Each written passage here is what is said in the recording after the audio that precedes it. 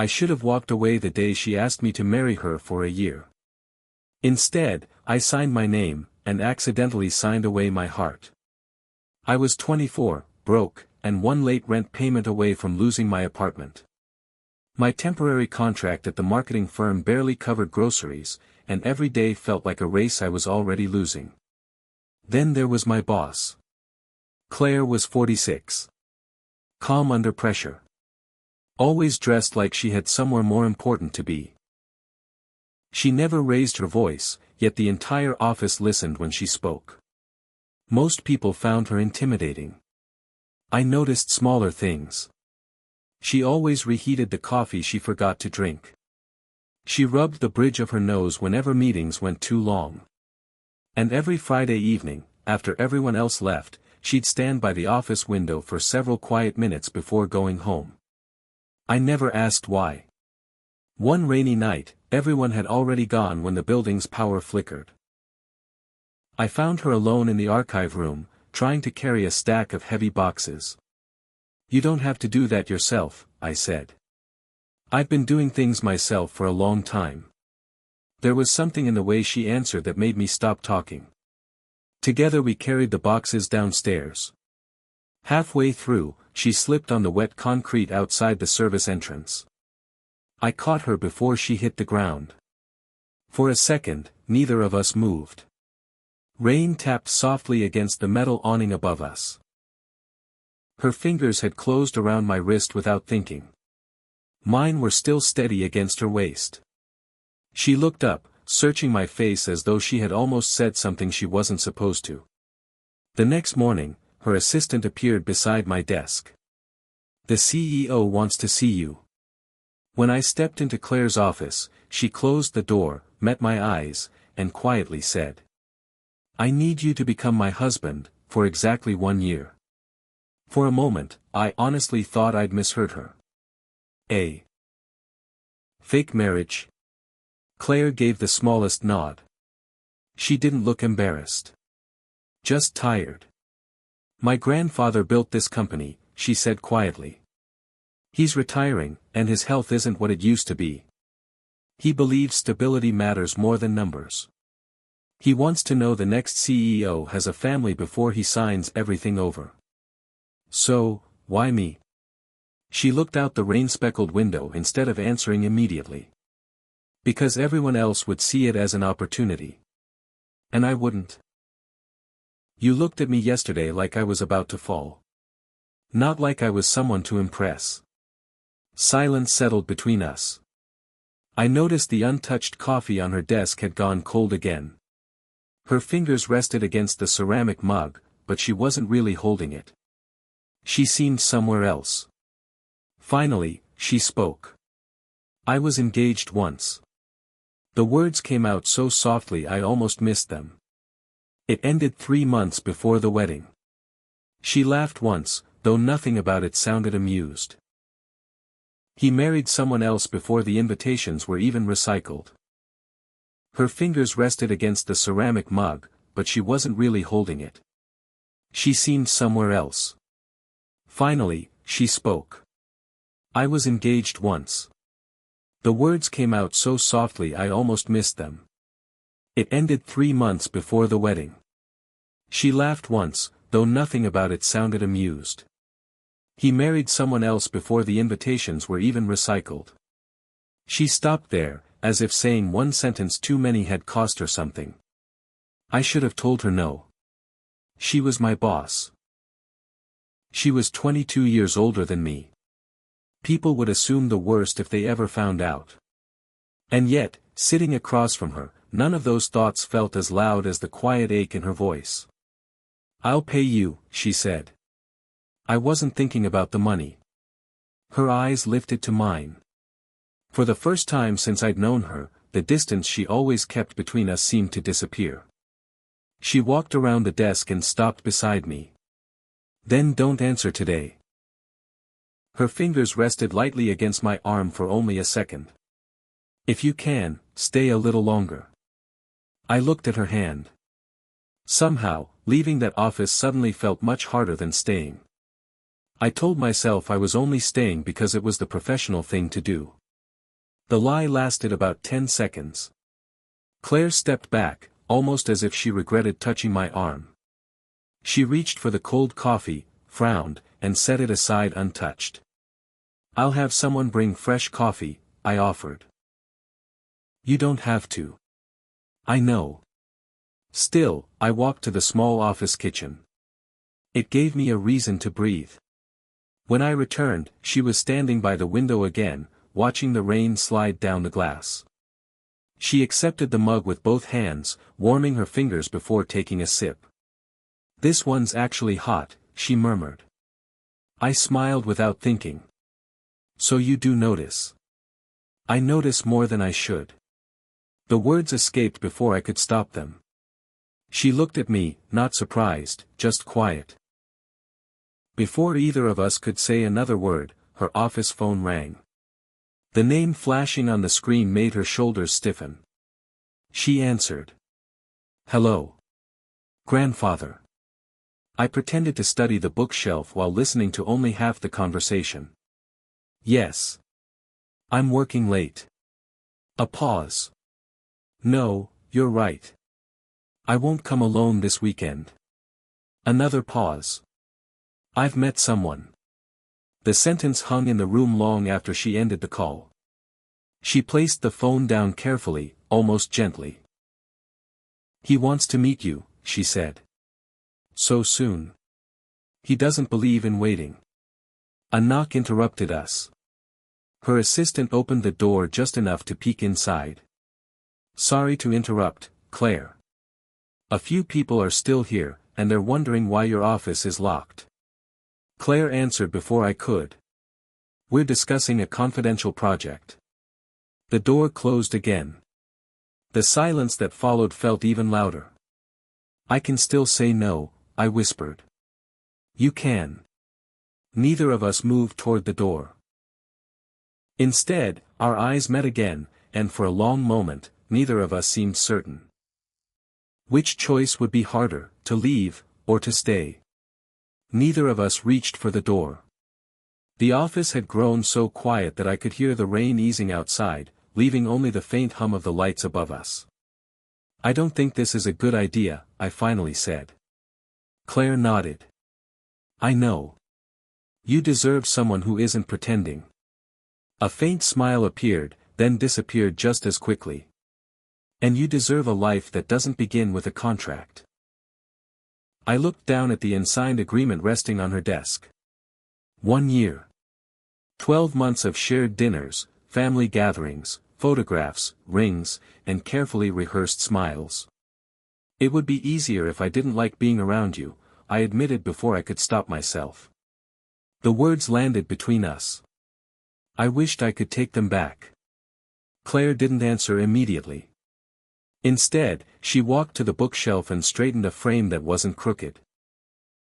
"I've spent years making sure no one gets close enough to disappoint me again," she said quietly. "It's safer that way." She turned to face me. "And then you walked into my office carrying 2 cups of coffee like it was the most ordinary thing in the world." I laughed once, awkwardly. "It was just coffee." "No." Her voice barely rose above a whisper. "It wasn't." The distance between us had somehow disappeared again. I could see the uncertainty she usually hid behind calm decisions and confident meetings. For the first time, she looked less like my boss and more like a woman who was exhausted from carrying everything alone. Without thinking, I reached for her hand. She didn't pull away. Our fingers settled together, hesitant, almost questioning. No promises. No rehearsed words. Just 2 people standing far closer than either of them had planned. A sharp knock echoed through the office. "Claire." Her assistant called from outside. "Your grandfather is here." Claire's eyes never left mine. Then, so quietly I almost missed it, she asked. "If we walk out together, are you ready for everyone to believe we're already in love?" I looked at her, then toward the office door. "We don't have much time, do we?" Claire shook her head. "No." I took a slow breath. Then let's not give him a reason to doubt us. For the first time that evening, the corners of her mouth lifted into a genuine smile.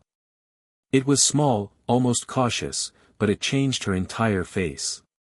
She slipped her hand from mine only long enough to straighten her jacket. When she opened the door, her assistant's eyes darted between us. She didn't say anything, but the surprise was impossible to hide. Claire calmly reached for my hand again. This way. The simple gesture made my pulse race. Her grandfather was waiting in the executive lounge. Despite his age, his eyes were sharp. "So," he said, studying me, "you're the young man who's managed to make my granddaughter smile again." Before I could answer, he chuckled. "I was beginning to think I'd seen you before." I frowned. He leaned forward. 5 years ago. Outside St. Mary's Hospital. The room seemed to tilt. I remembered. A winter evening. An elderly man sitting alone after visiting hours had ended. His phone had died, and the taxis were delayed. I had bought him a cup of tea and waited until his driver arrived. "You?" I whispered. He nodded. "You never asked who I was. You simply stayed because you thought no one should leave a hospital alone." Claire turned toward me, stunned. "You never told me that." I didn't know who he was. Her grandfather smiled softly. "When Claire told me she'd found someone kind, I hoped it was you." The silence that followed felt heavier than before. Claire's fingers tightened around mine. "Not for show. Not for appearances." She looked at me as if she were seeing me for the first time. Then, almost under her breath, she asked, "Were we pretending? Or did this stop being fake before either of us noticed?" No one answered Claire's question. Her grandfather watched us with quiet patience, then slowly rose from his chair. "I think you two need a few minutes," he said. As the door closed behind him, the room felt strangely lighter. Claire let go of my hand, only to wrap her arms around herself. "I wasn't supposed to care," she said, staring at the floor. "This was meant to solve a business problem.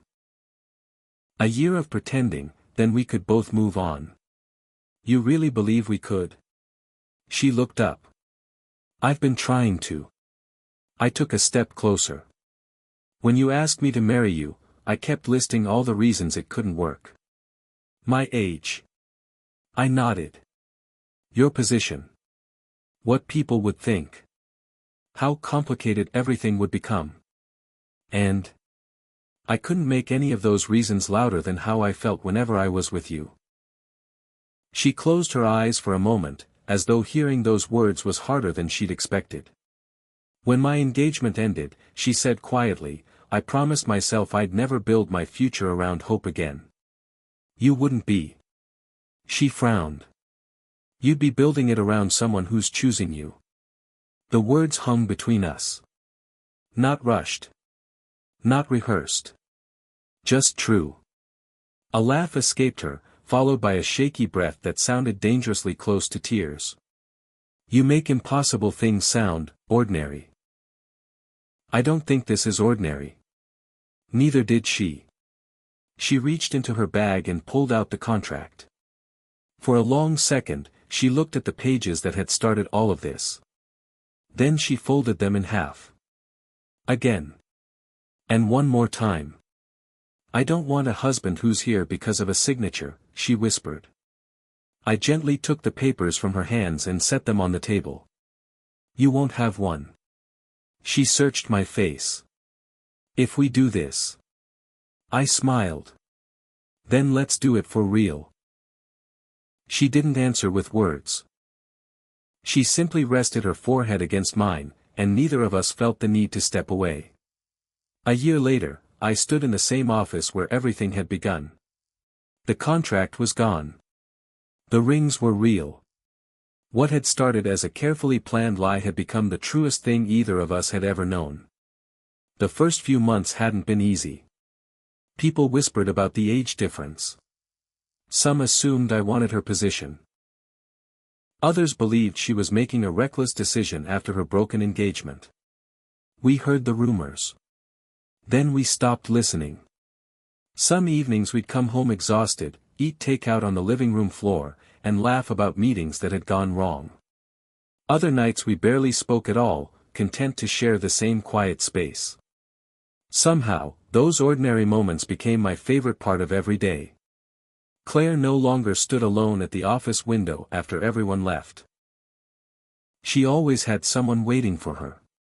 One afternoon, her grandfather invited us to lunch. He looked healthier than he had a year before.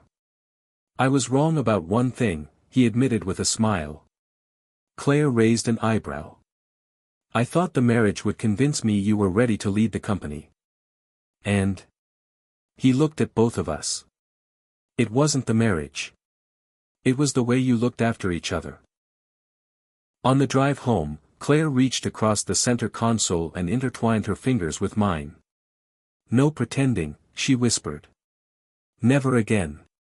Months later, beneath a sky painted with the colors of sunset, we exchanged vows for the second time. This time there were no contracts. No deadlines. No conditions. Only promises we wanted to keep. Looking back, I realized love rarely arrives the way we expect. Sometimes it begins with impossible circumstances, awkward silences, and two people convinced they're protecting themselves. But when someone chooses you, not because they have to, but because they truly want to, fear slowly loses its place. And that's how my one-year fake marriage to my boss became the forever neither of us saw coming. Did you enjoy the story? What kind of stories would you like to hear next? Romance, slow burn love, emotional drama, or unexpected relationships? Let me know in the comments.